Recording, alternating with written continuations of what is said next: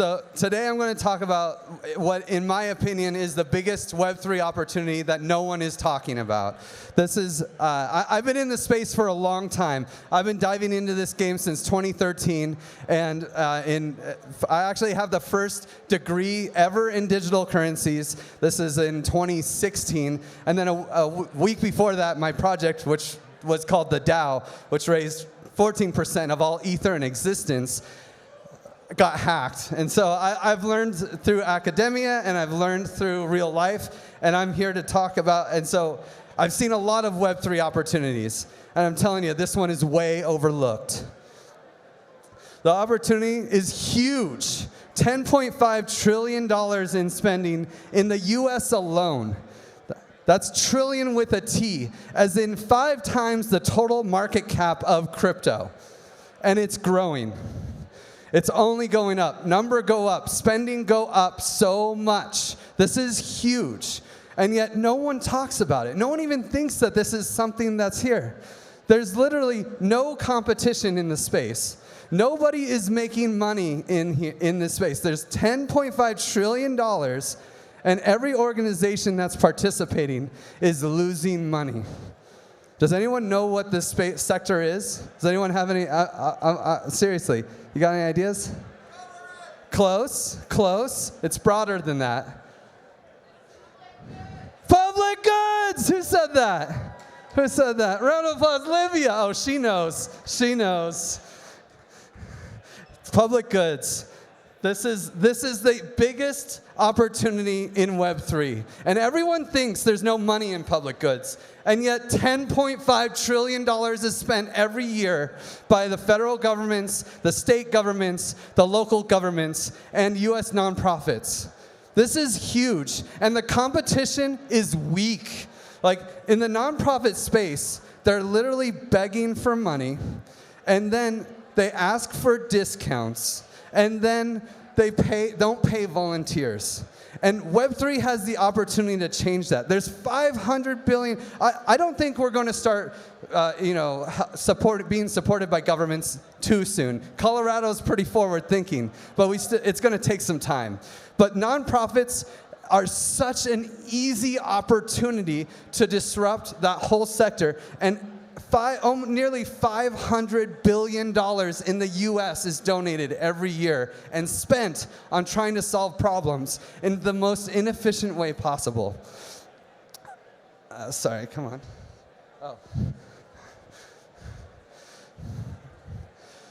I talked about this a lot yesterday in my talk on this stage. If you didn't see it, I'm going to kind of zoom through some of the topics, but I think it gives a really good background for what I want to say here. It was called Creating Selling Points for Public Goods via Microeconomies. A lot to unpack, but I think it's a really good baseline. Basically, I talked about how scarcity economics is the economics that we know and we put money into, right? Because it's really simple. Anything that you can put a price on, scarcity economics works really well because you're excluding people from participating. And when you exclude people from the value you're creating, you create customers. So scarcity economics has this really nice value flow where anyone who produces value is rewarded for the value they produce because there's an end user who sees a value in it as an individual, and they're willing to pay for it. But in abundance economics, you have this tragedy of the commons, right? In abundance economics, this is where we provide value for society. When there's fish in a bay and we want to keep it abundant, we build systems to protect the fish in the bay. And this is abundance economics. This is how we maintain abundance for society. And in this sector, in this side, this is half of the value in society is in the abundance economics sector, and it's managed by nonprofits and governments.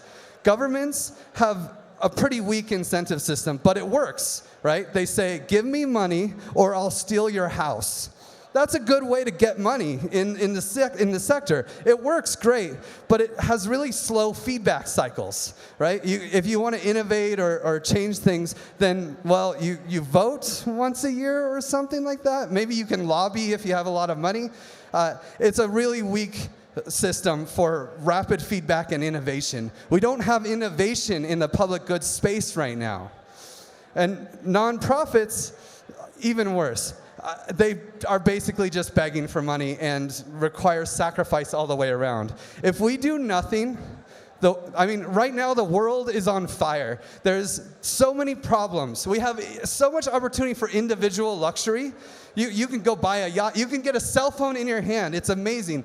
We coordinate to build cell phones, computers, and all these complex solutions for individual wants and needs because profit acts as a Schelling point to bring everyone together.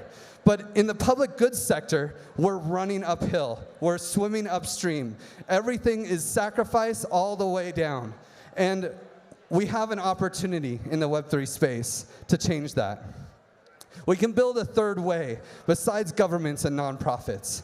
I call this third way oh man, I keep pointing at that screen.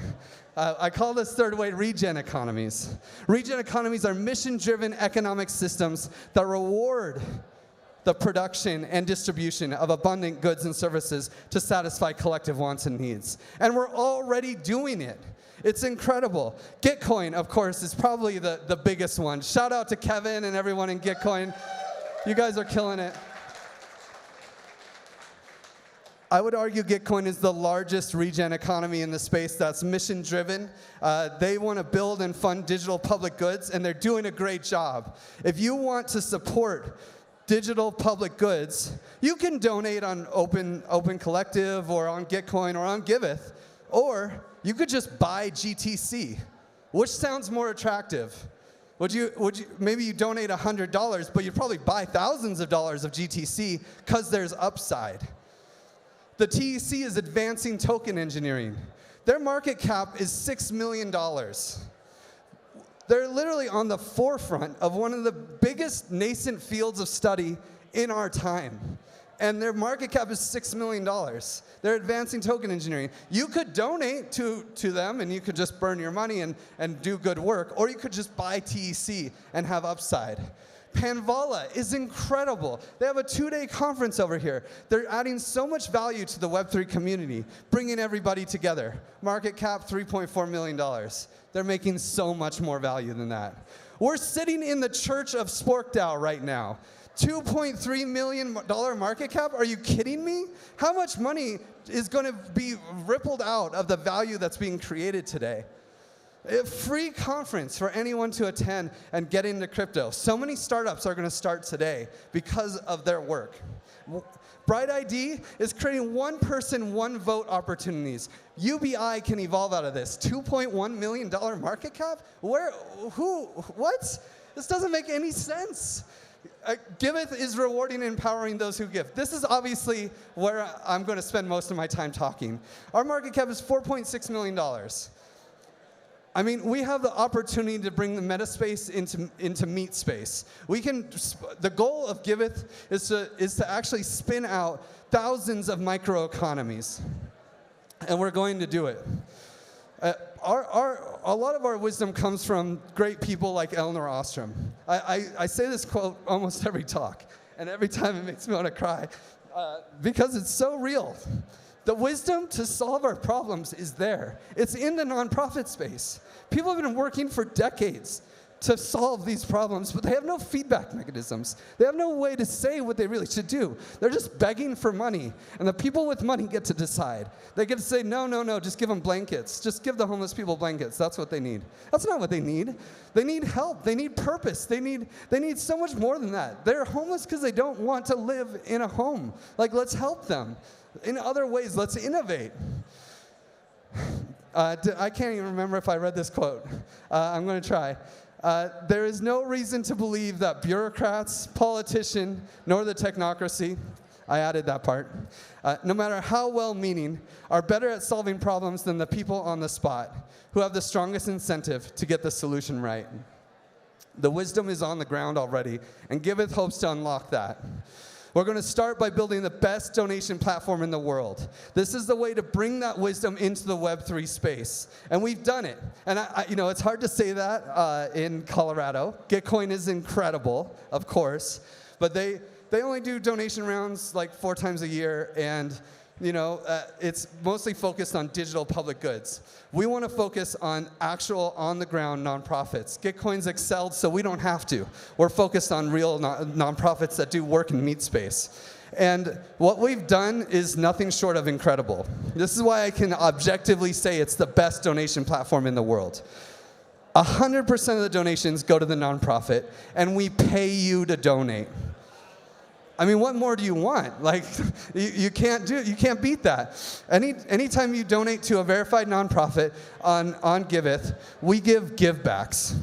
Givebacks come in the form of give tokens. So right now, if you donate $1,000 to Gitcoin's matching pool, right? Oops, this one. Oh, no, that way. If you donate $1,000 to Gitcoin matching pool, you could donate to them directly, but also, of course, we're cooperating, because that's the way it works in abundance economics. You can donate to Gitcoin grants matching pool on Giveth. You donate $1,000, we give you back $80 in give tokens right now, and it'll grow as well, in liquid give tokens. So we're subsidizing your donation. And on top of that, you get a stream, a nice fat stream, actually. And if Give Token's price goes up, you can actually make money by donating. There's upside to donations in the first time in our history. This is what Givebacks gives us. Givebacks is the way that we decentralize, that we exit to our community. We want to be an organization run by donors. We do not think every nonprofit should be run by donors, but for our donation platform, it makes a lot of sense. And this is just the first step. This is what we launched with at Christmas, but this is only the beginning of a relatively complex roadmap. Oops. The next step is Give Power. Give Power is all about giving power to the donors on our platform. Right now we have a verification process, which I think is super cool. This is one of the coolest things about givebacks. You don't have to be a 501c3 to give your donors a subsidy. If you want, and your donors, they don't have to be paying taxes in the US to receive that subsidy. On Giveth, we don't care what your legal entity is or if you have one. Like, for instance, there's a great group here in Denver called Mutual Aid Mondays. They're on Giveth, they don't have a legal entity, they can receive donations and their donors get a subsidy, and just like tax deductions. But now with that, what we really want to move towards is a win-win opportunity, a win-win mindset in the nonprofit sector. People right now expect to beg for money in the nonprofit space. To change that, we created Give Power. When people, now with Give Power, Give token holders can stake their tokens behind nonprofits like Mutual Aid Mondays. Mutual Aid Mondays is every Monday they go out and they help the homeless in various ways, mostly driven by homeless people themselves. So with Give Power, if you want to help the homeless in Denver, you can actually you donate to them, and then you get Give tokens. And now with those Give tokens, you can actually stake those Give tokens behind Mutual Aid Mondays. And now what we want to do is we want to create a virtuous cycle where when people succeed on the platform, we pull them forward to the next step. Our goal is to spin out DAOs, not more nonprofits, more DAOs that are achieving these goals. So if Mutual Aid Mondays gets a lot of Give tokens staked behind them, we're going to take them to the next step. We're going to say, hey, how about you start out a reputation system?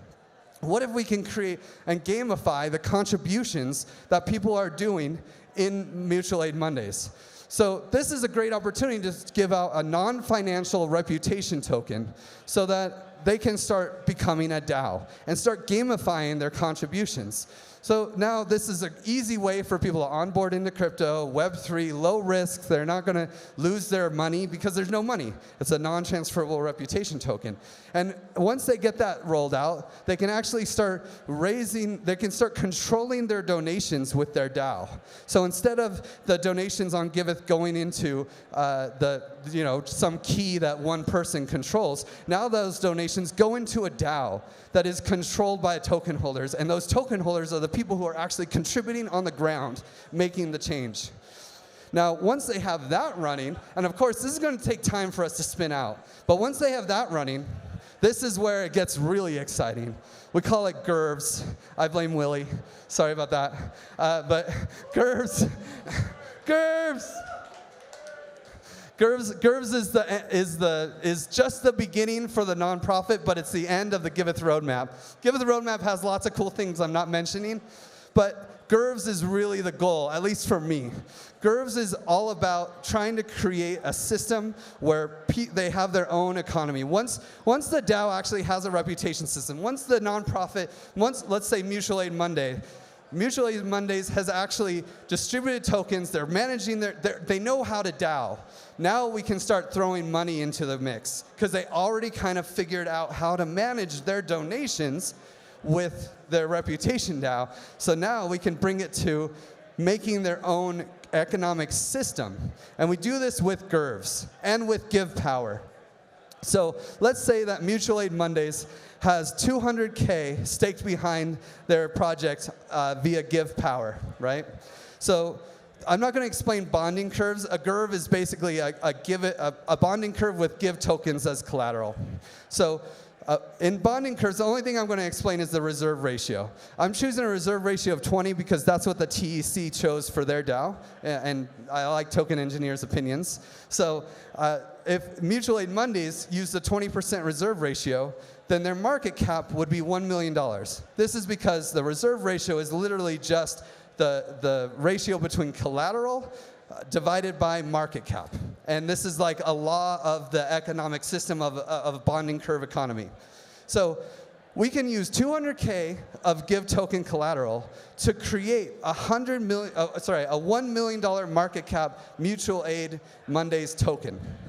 Now, this sounds like kind of weird, right? But it's so critical. First, of course, all of these tokens need to be vested. They can't be sold right away. But once this, and then that money gets to be split between the DAO, so they can collectively govern their treasury, the DAO members who have a reputation, we can airdrop to the people who have actually been contributing to Mutual Aid Mondays, and the Give stackers, the people who put up the collateral in the first place. It's really important that we're always recognizing labor contributions, expertise contribution, and capital contributions in DAOs and economic systems. And we do this with GIRVs. And now, when they have a GIRV, givebacks, the Give tokens, when people donate, right, they get givebacks on Giveth. So when they donate, a portion of those givebacks will actually go into the GIRV and create Mutual Aid Monday tokens and go to the donors. This turns donors into stakeholders, volunteers into stakeholders, and everyone who contributes, they have a voice. They get to say how this evolves. The biggest thing it creates is opportunity. It creates an entrepreneurial opportunity. People have skin in the game and they have upside. Now they can innovate. They see, like I said before, talking to people, my friend Livia, who actually called out public goods, she said, most homeless people actually want to live on the street. They don't want the solutions we're offering them. And people on the ground know that. What if they innovated and they said, hey, let's give the homeless people in Denver purpose. And let's create them a public safety DAO that goes alongside Mutual Aid Mondays. And that DAO actually trains people to become stewards of the public safety, kind of doing the work that police should do. The homeless people are on the street. Maybe if they could have purpose, maybe this would help, right?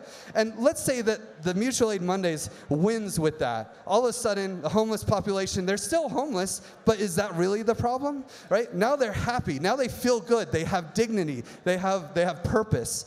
And they're protecting the streets of Denver. And if this succeeds in Denver, then they can spin it out in Colorado Springs. They can bring it to Boulder. They can bring it to University of Wyoming, Seattle, San Francisco. And the people who are on the ground at Mutual Aid Mondays, they can actually make a lot of money. They actually got early in a startup that was helping the homeless, and they grew and succeeded. And as they succeeded, they made money. How crazy is that? This is what we need. This can create entrepreneurial opportunities in the public goods space that's never been seen. And with Giveth, we hope to scale this out to thousands of microeconomies that will all be innovating in the public goods sector in ways that we can't even imagine. This opportunity is huge. $10.5 trillion in the US alone. $10.5 trillion, 5 times the market cap of crypto in the US alone. There's huge opportunity in this space, and I hope that you guys can join us. If you want to be part of this, Heather is sitting right here. She's hiring for Giveth, General Magic. Yeah, give her a round of applause. She's a hero. She saves me so much. Thank you, Heather. And I also want to thank Lauren and Rodri and Algene who helped me make these slides so beautiful. And of course, all the organizers at Denver. Thank you so much for listening, and please help us make the world a better place.